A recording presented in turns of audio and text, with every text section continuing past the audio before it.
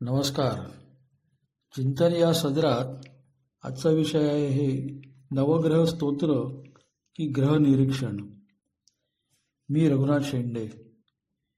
नवग्रह स्तोत्रचे पठण करताना त्याच्या अर्थाकडे जेव्हा माझं लक्ष गेलं तेव्हा प्रचलित समजापेक्षा ते वेगळं असल्याची मला जाणीव झाली.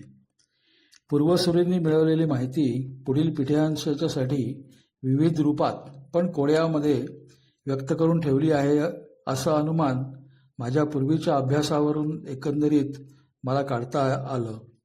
ही कोडी म्हणजे पुराणे, कथा, स्तोत्र, चरित्र, धर्मनियम इत्यादी याच्यातली वेगळी वर्णनं वाचल्यानंतर असं लक्षात येतं.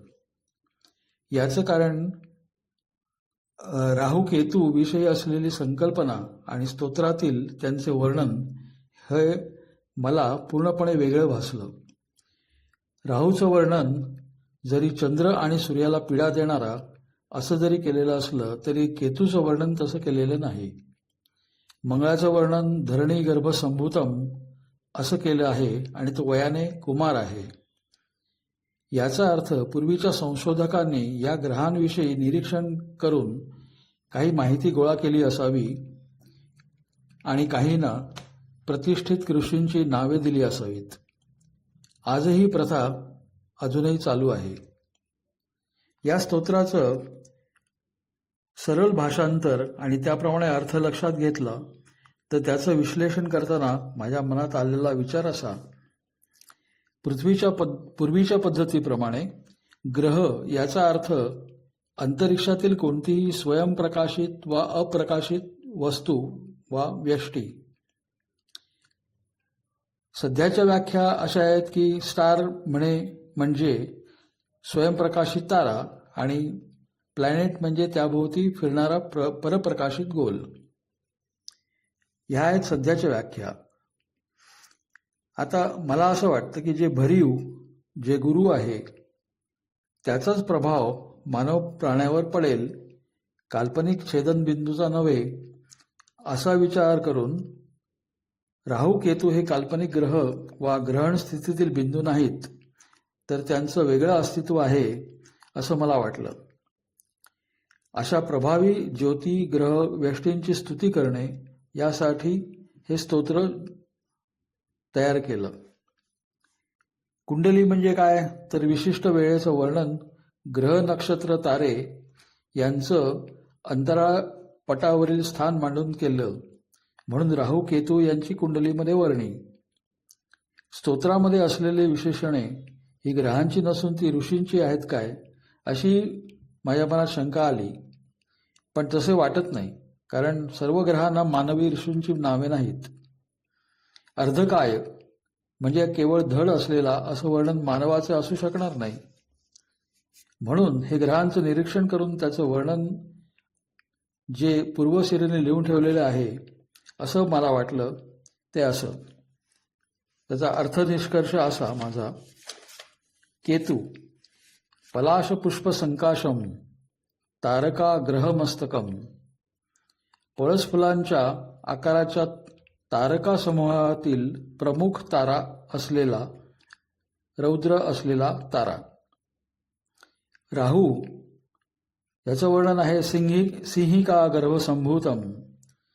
सिंहिका नावाच्या तारका समूहातील हा तारा. अर्धकायम म्हणजे सध्या माहीत असलेला ड्वार्फ किंवा बुटका बटू असलेला तारा तर नव्हे ना. तो चंद्र सूर्य यांच्याशी कसा संबंधित आहे त्याचं वर्णन खगोलशास्त्रीय ग्रंथातून वा अशाच कोड्यातील कथेतून वा सध्याच्या संशोधनातून नंतर उलगडेल असं मला वाटतं. मंगळ ग्रहाबाबतीत धरणी गर्भसंभूतम अर्थात पृथ्वीच्या उदरातून जन्म पावलेला. पूर्वी सूर्यमालिका तयार होण्याच्या काळात वायू आणि वायू घन रूपातील पृथ्वी फिरत असता त्यातून एक गोळा कालांतराने फुटून दूर गेला. जसा इलेक्ट्रॉन आपली कक्षा बदलतो तशाच प्रकारे तो गोळा दूरवरच्या कक्षेत स्थिरावला, वेगळा ग्रह झाला.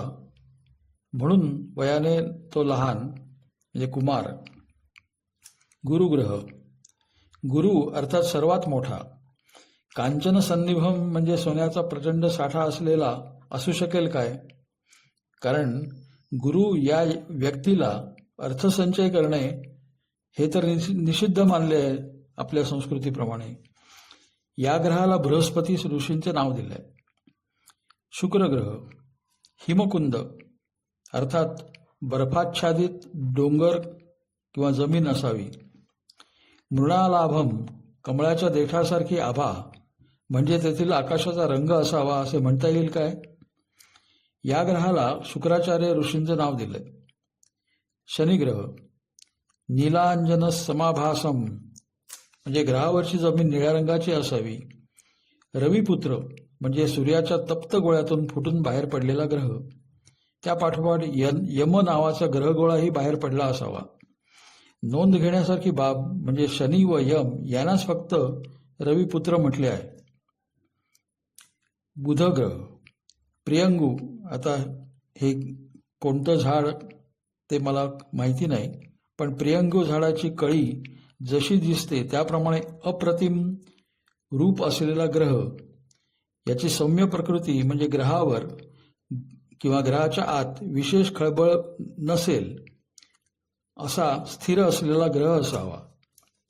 सूर्य जपाकुसुम संकाशम जास्वंदीच्या फुलाच्या प्रमाणे तांबडा लाल.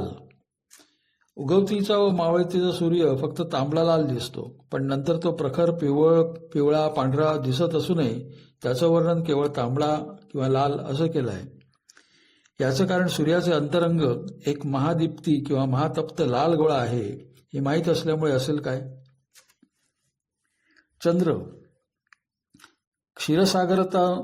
क्षीरसागरातून उत्पन्न झालेला म्हणजे सूर्यमालिकेच्या बाहेरील आकाशगंगेतून म्हणजे ज्याला मिल्की वे म्हणतात इंग्लिशमध्ये येऊन हा ग्रह सूर्यमालिकेत व तेही पृथ्वीच्या गुरुत्वाकर्षणात अडकला असावा काय? कदाचित पृथ्वी व चंद्र हे दोन्ही सूर्यापासून उत्पन्न न होता आकाशगंगेतून संक्रमण होऊन सूर्याच्या प्रभावात अडकले असतील काय? बुधग्रहही चंद्रापासून विलग होऊन सूर्यप्रभावाने मालिकेत अडकला असावा काय? कारण बुधाला इतर ग्रंथात चंद्रपुत्र असेही संबोधले आहे. हे मी काढलेले अर्थ संस्कृतमधील नवग्रह स्तोत्राच्या अर्थावरून सुचलेले. जे मला वाटले तसे मी सरळ त्याचं भाषांतर करून केलेलं आहे आणि तो अर्थ बरोबर काढलेला आहे किंवा नाही हे तज्ज्ञ सांगू शकतील. त्याचबरोबर सध्याच्या वैज्ञानिक प्रगतीतून खगोलाची मिळालेली माहिती ही पूरक आहे की छेद देणारी आहे हेही पाहावे असं मनात आलं तरी सध्याच्या संशोधनाशी त्याचा मेळ जमेलच असं काही सांगता येणार नाही. हा एक कोडं सोडवण्याचा प्रयत्न आहे. पण जसजसं संशोधन वाढत जाईल, प्रत्यक्ष अनुभव येत राहील, त्याप्रमाणे कदाचित सध्याच्या संशोधनाची गृहीतकं ही पण बदलत जाऊ शकतात.